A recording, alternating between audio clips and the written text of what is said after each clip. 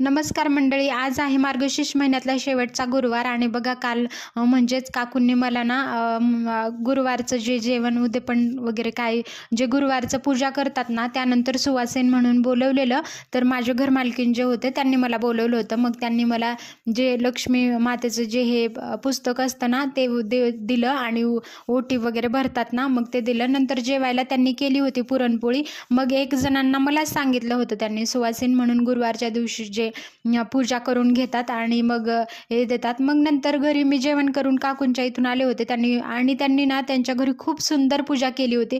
मग त्यांनी मला विचारलं होतं की मी कामावरून नेमकीच गेलेले होते. तर त्यांनी विचारलं की स्वयंपाक वगैरे बनवलाय की नाही. तर मी बनवला नव्हता. मग माझ्या मिस्टरांसाठी सुद्धा त्यांनी पुरणपोळी आणि ते दिलं होतं. कारण गुरुवारचा दिवस होता. तर मग माझा पण उपवास असतो. तर मग मी माझ्या मिस्टरांना तूप वगैरे गरम करून दिलं. हे आहे आम्ही गावाकडून आणलेलं तूप आणि ते खूप छान आहे. गावाकडचं तूप ना एक म्हणजे त्याच्यामध्ये आपल्याला एक गॅरंटी पण असते. बाहेरून जे विकत घेतो त्याच्यामधून आपल्याला कळत नाही की काय मिक्स वगैरे केलेलं असतं.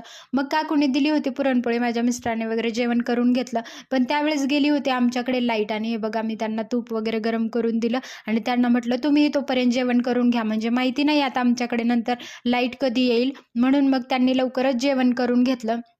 आणि आज काकूंनी पुरणपोळी सोबतच बनवलं होतं. कुरडईचे पापड, अजून जे तांदळाचे पापड आणि खूप सगळं भात, कढी. काकूंनी बनवलेलं जेवण खूप छान होतं.